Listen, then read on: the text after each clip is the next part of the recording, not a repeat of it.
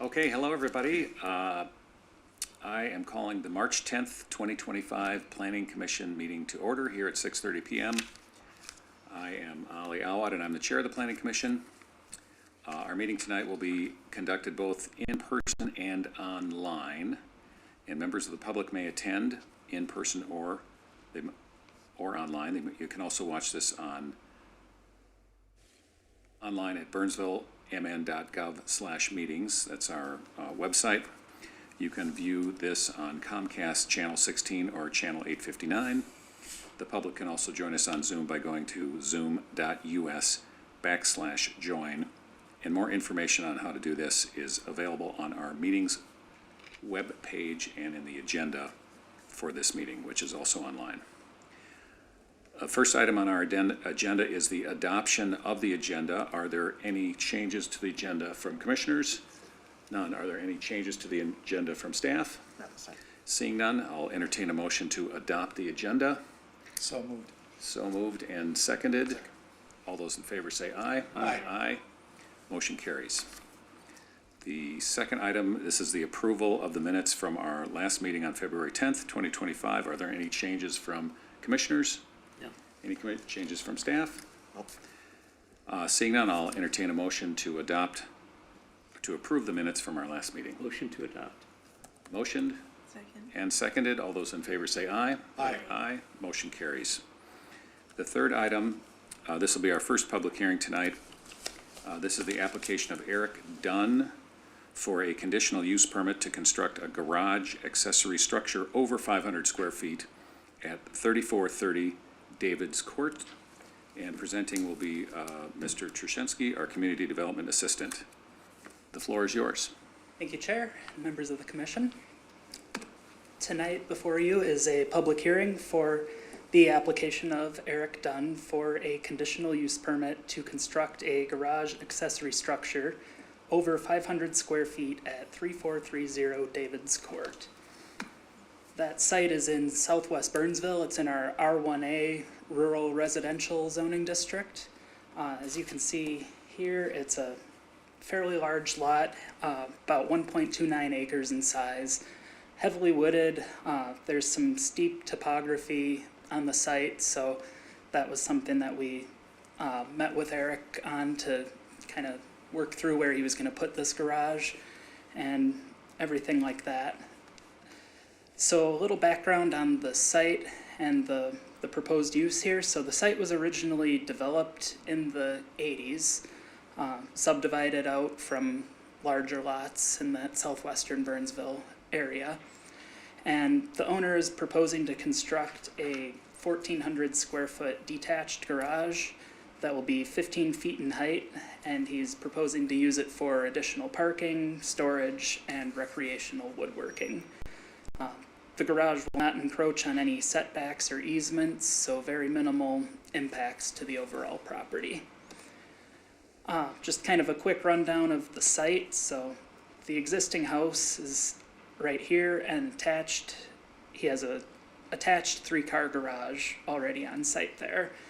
This rectangle is where he's proposing to locate the new garage with a garage door right at the front here will connect to the driveway, and it's not going to encroach on any of the well or septic systems on the site. So in the rural areas, there's no sewer water connection through the city services, so we have to make sure that there be no impact to the septic system or the alternative sites that are required for the septic systems. So we have those outlined on the site plan here just so that everyone can see that it's not gonna impact those.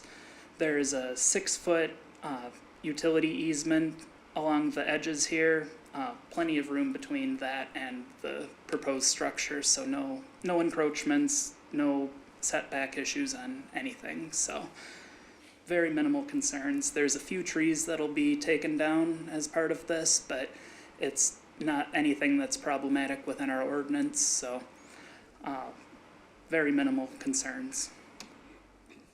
The elevations that were provided, you can see that it's actually going to be built a little bit into a hillside here. And as I kind of mentioned before, the topography of the site, it's challenging on that site to locate any accessory buildings. So the best way to go about this was through creating an accessory garage kind of in that front yard area. So the proposal is to build this garage into the slight slope that's along the side there.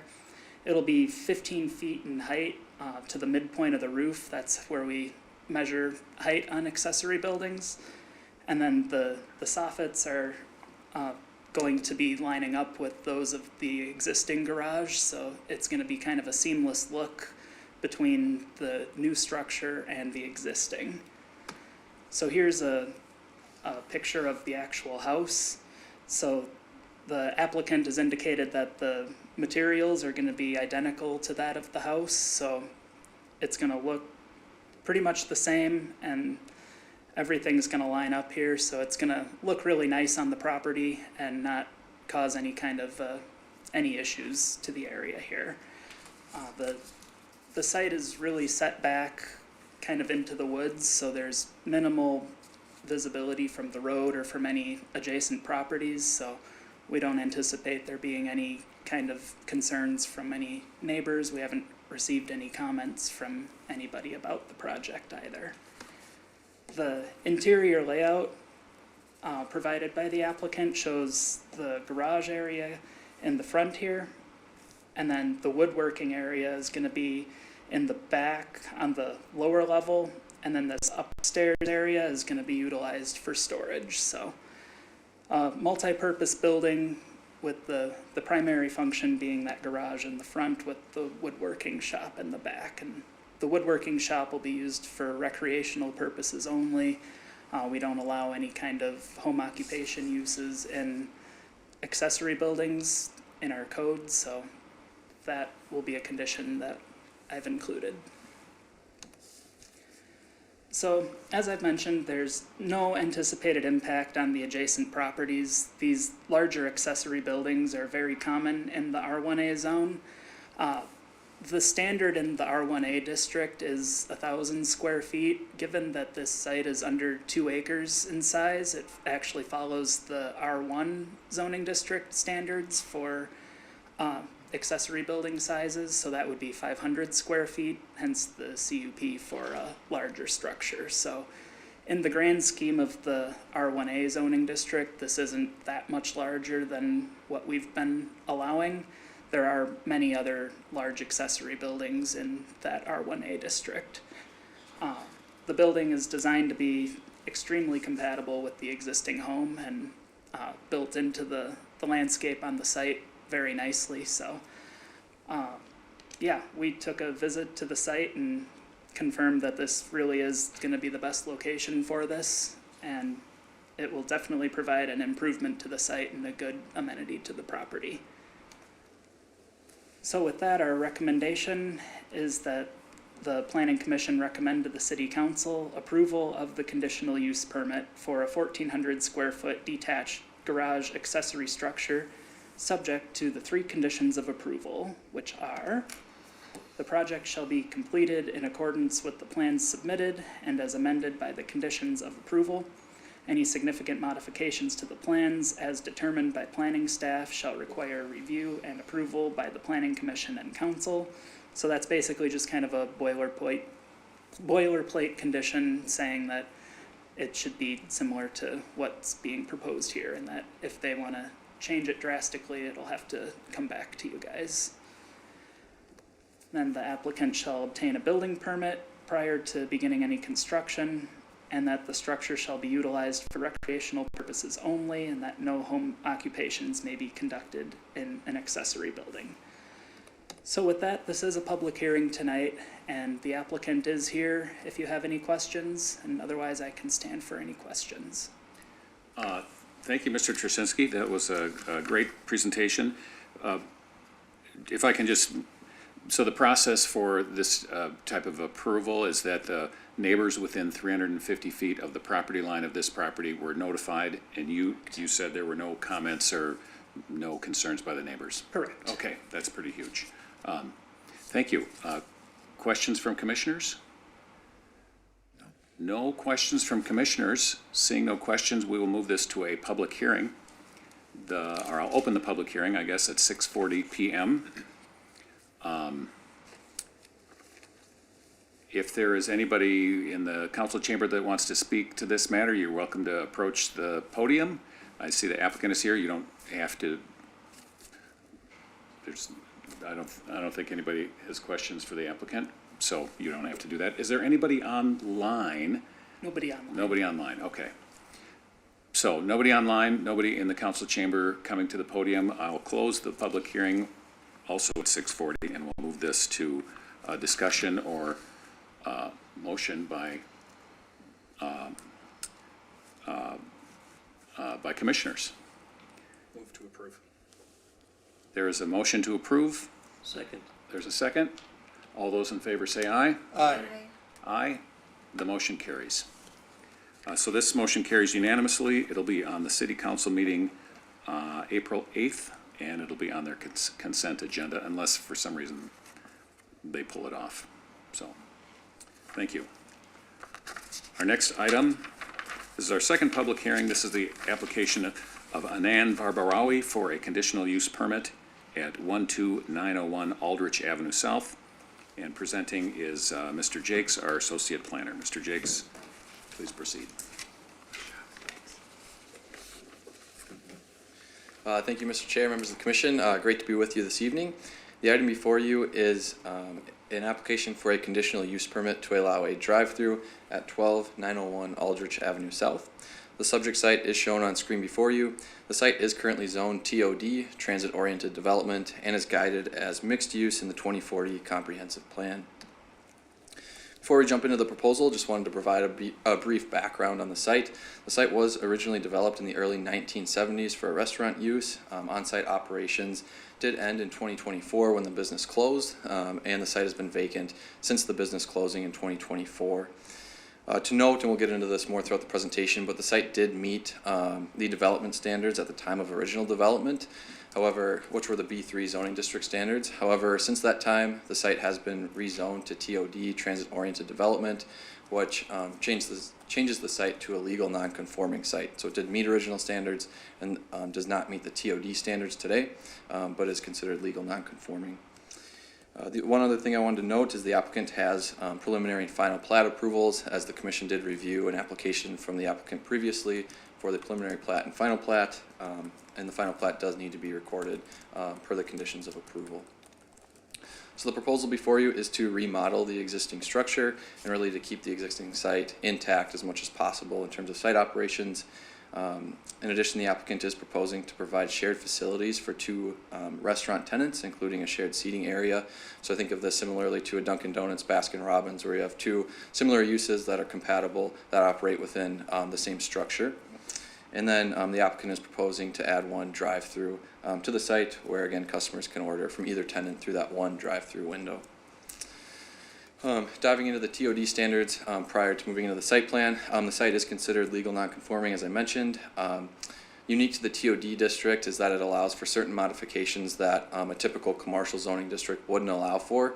Again, the TOD district is a pedestrian oriented and kind of desired district, which differs from a typical commercial district. So the TOD basically desires for buildings to be built to the property line instead of setback, and additional standards as such. So when the TOD district was originally adopted, the city code recognized that existing sites wouldn't meet or necessarily be close to meeting those standards, and so it provides for more flexibility for sites such as this one that were developed in the 70s and 80s and such. However, with that being said, the applicant is intending to meet as many of the TOD standards as possible. And the site is located on a C street, which allows for a drive-through with a CUP. So within the TOD district, it classifies different streets based on the amount of traffic and different factors. Into A, B, and C streets allow for a drive-through, whereas the other ones do not. So as mentioned, a CUP is required per the zoning district. There are differing standards in the TOD compared to typical commercial districts for a drive-through. The biggest one is stacking. Our typical commercial districts would require 6 cars of stacking, where the TOD just requires adequate stacking as determined by the city engineer, recognizing generally TOD sites are more compact than a typical site. A bypass lane is required, and then the view of those automobile headlights is required to be screened, which is typical of a standard drive-through. So the proposed site plan is on screen before you. Would note the drive-through is proposed along the eastern side of the structure. The applicant is showing 8 cars worth of stacking. However, the applicant doesn't expect that many cars to stack. I will note the 3 stalls here are proposed to be signed as staff parking to avoid any conflicts should there be a backup of stacking here. And the applicant is proposing a parking area for an additional car should there be a delay in food service to the window. Related to parking as well, there are 2 stalls here that are signed for dedicated pickup, where a person could stop and then walk into the restaurant, pick up their food, and then leave from there. A bypass lane is provided as required by ordinance east of that drive-through lane. That would be separated by a curbed or striped area per the city engineer's requirements in the review memo.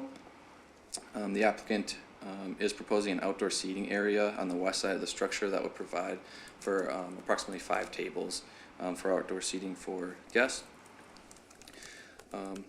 One thing I also wanted to note is that the traffic flow on site is proposed to move from south to north. When the commission reviewed the application originally, the commission had concerns related to this northern, at the time, access and exit with its proximity to Burnsville Parkway West as well as in the Aldrich Avenue intersection. The applicant was required to sign that for an exit only with a wrong way and do not enter sign.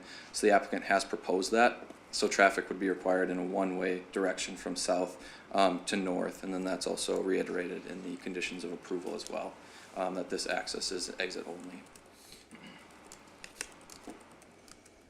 And then one other thing, sorry, in addition, the applicant's proposing Carl Forster grasses along the northern edge of the parking lot to meet the screening requirement for automobile headlights in the drive-through. Diving further into the parking, the use on site is defined as restaurant, fast food. Again, both of those 2 tenants would be defined as this use. The parking is calculated based on square footage, so we're not separating those uses. We're calculating it as if there's one use because it's based on square footage. So the city code would require a minimum of 40 parking stalls, and the applicant is proposing 40 stalls, meeting that requirement. The applicant has conducted a detailed parking study based on their other locations throughout the Twin Cities. At peak hours of operation, there's an average of 17 cars on site with a maximum of 21, again at peak hours. And the applicant is required to install 1 short-term bicycle parking stall as required by the TOD, so a condition of approval does note that. In terms of architecture, the existing site is legal non-conforming as noted and doesn't have to meet the TOD standards. However, the applicant is intending to meet those standards to the extent possible. Firstly, meeting that by replacing the existing hip roof with the flat roof as required, and then replacing the existing fake windows with real windows. The current structure is just a concrete block structure with fake windows on the outside. So they'd remove those fake windows, kind of cut out the block, and then install real windows to meet the intent of the ordinance. And then the exterior materials that are proposed are brick, stone, and glass. So the renderings are on screen before you, and then the elevations of each side of the building are on the right side of the screen. In terms of planning considerations, the proposal does meet the requirements of the city code, and the proposal does meet the findings for approval of a conditional use permit as noted in the staff report, and the proposal meets the intent of the zoning ordinance and comprehensive plan. With that, staff does recommend that the Planning Commission recommend to the City Council the approval of the conditional use permit to allow a drive-through at 12901 Aldrich Avenue South, subject to the 8 conditions of approval. Condition number 1, the project shall be completed in accordance with the plans submitted and as amended by the conditions of approval. Any significant modifications to the plans as determined by planning staff shall require review and approval by the Planning Commission and City Council.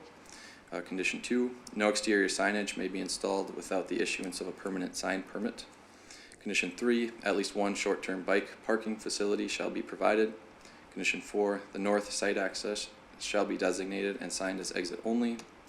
Condition 5, prior to the issuance of a building permit, the applicant shall incorporate into the plans the recommendations, requirements, and evaluations noted in the Bolton and Mink memorandum dated February 14th, 2025, subject to modifications that are agreed to by the applicant and city engineer.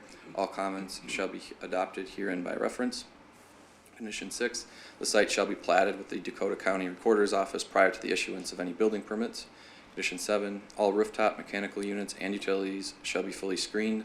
All utilities, including but not limited to piping, ducting, electrical meters, downspouts, etc., shall be painted to match the building and be designed to be compatible with the architecture of the building. And condition 8, the view of automobile headlights in the drive-through lane to windows and doors of adjacent uses and traffic on Burnsville Parkway West shall be screened to the maximum extent feasible. Screening shall be a minimum of 3 feet in height, and planning staff shall approve a final landscape plan prior to the issuance of a building permit. With that, staff is available for any questions. Thank you for your presentation. It looks like a pretty nice transformation of that site. Any questions from commissioners? Commissioner John? So the building itself is going to be basically exact same building, just stripped down, put in a new siding and frontage. There's a sidewalk, if you will, around the edge of the building. Is that going to be removed? Yeah, Mr. Chair, members of the commission. So there is sidewalks planned along this western edge of the parking and then surrounding the building. And then that would end at this kind of parking here. I'm sorry, no, currently, the sidewalk along the east side of the building, thank you, and around to the north side of the building, there's no way those cars would fit in the way they're proposing if that sidewalk remains. Mm-hmm. Is that set to be removed? Yeah, I didn't see that on the plans. Yeah, the east side, that sidewalk would be removed. The north side does show a sidewalk just to provide entrance to the facility. Okay. Right Huh. Is the parking lot going to be extended maybe? I don't believe so. I think the parking lot is intended to remain in its current size, I guess I would say. Okay. Commissioner Hamilton? So currently, there are 2 exterior signs, north and south. Are those going to remain up and just changed, or are they going to come down? Yeah, Commissioner, the northern sign right here would be removed, proposed for removal, and then utilized as a parking space. The one on the south is proposed to remain and then just basically replace that sign face, which is allowed per code, but not to expand that. So. Okay, go ahead. So thinking ahead with the new bridges going over 35, when they get to Burnsville Parkway, how will that bridge impact this property? That's a good question. Yes, as part of this application, I don't know if they've got that far into the review yet. That is a good question, though. We'll have to talk to our city engineer. I don't think it's have any impacts physically to the property, but it may have some frontage issues as they do construction on the north side there along Burnsville Parkway. But that's something we'll have to talk to our city engineer about and see if there's any site impacts. But at this time, I don't believe there's any impacts to the site itself from our city engineer's review. But we should make sure the applicant is aware of that, the impacts that this might do to business during the construction. Other questions from commissioners? Oh, I've got one more. Okay, go for it. The screening for headlights is 3 feet from ground. Is that high enough? I mean, it's, Yeah, Commissioner Hamilton. some of these headlights now is blinding. Yeah, from an ordinance perspective, it's been 3 feet for quite some time. With new trucks and modern automobiles, I guess that is a good question that I think we could review with our zoning code update to ensure we're kind of providing that screening. And in addition, one of the conditions does require that planning staff approve a final landscaping plan. So that's something that we could review more in depth with the applicant to ensure the proposed landscaping does provide that screening for all automobiles on the north side of this site here. Okay, seeing no further questions, I'm going to open up the public hearing here at 6:54. So if there's anybody in the council chamber that'd like to speak to this matter, you're welcome to approach the podium. And otherwise, is there anybody online? Nope. Nobody online? And nobody approaching the podium? So we will close the public hearing now at 6:55 and bring it back to commissioners for discussion and/or motions. It sounds like a great improvement to that property. Oh, would you like to make a motion, Commissioner Hamilton? Make a motion that the Plan Commission recommend to the City Council approval of the CUP and allow the drive-through on Aldrich Avenue, subject to the 8 conditions of approval. So there's a motion. Is there a second? I'll second. Motion and seconded. We'll take a vote. All those in favor say aye. Aye. Aye. The motion carries unanimously. So this will also be on the, at the City Council on April 8th. And on their consent agenda. The next item on our agenda are updates. The one update that I see is that our next Planning Commission meeting is, no, I'm not gonna, do we have any updates from commissioners? None. None? Do we have updates from staff? Yes, Chair, the only update I have is at the last meeting, City Council's last meeting, they adopted the TOD multifamily parking ordinance that we reviewed at the first meeting in, second meeting in February, I think it was. It's all blurring together here, but it was adopted, so it's now, They went with our recommendation. that's great. They're a smart group. Other than that, I can also say that our next meeting Planning Commission meeting will probably be canceled. We don't have anything that's quite ready yet, but we will be here on April 14th. We have a couple items that should be ready to go by that time. It's kind of scary to say April already. Yeah. It's a good kind of scary though. Yeah, yes. Okay, thank you. Updates have been concluded. The next item on our agenda is adjournment. There is a motion to adjourn. Second. Motion and seconded. All those in favor say aye. Aye. Thank you, everybody. Have a lovely evening.